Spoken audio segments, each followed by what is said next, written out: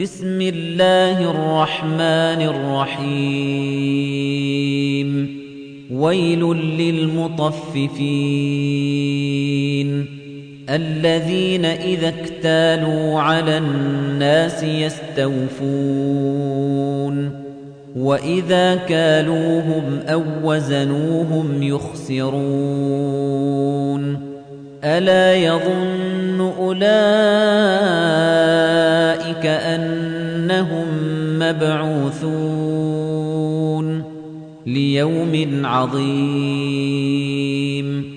يوم يقوم الناس لرب العالمين كلا إن كتاب الفجار لفي سجين وما أدراك ما سجين كتاب مرقوم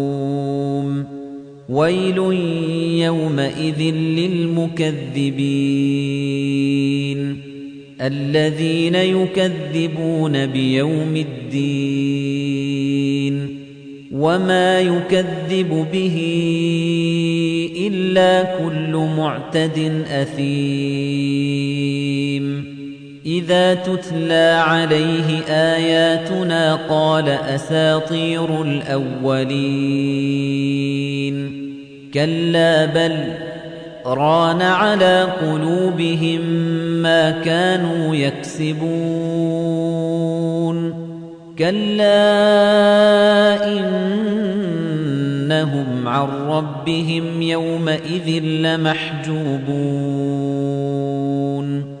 ثم إنهم لصالوا الجحيم ثم يقال هذا الذي كنتم به تكذبون كلا إن كتاب الأبرار لفي عليين وما أدراك ما عليون كتاب مرقوم يشهده المقربون إن الأبرار لفي نعيم على الأرائك ينظرون تعرف في وجوههم نضرة النعيم يسقون من رحيق مختوم ختامه مسك وفي ذلك فليتنافس المتنافسون ومزاجه من تسنيم عينا يشرب بها المقربون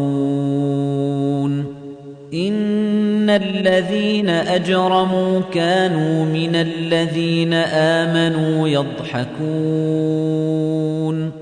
وإذا مروا بهم يتغامزون وإذا انقلبوا إلى أهلهم انقلبوا فكهين وإذا رأوهم قالوا إن هؤلاء لضالون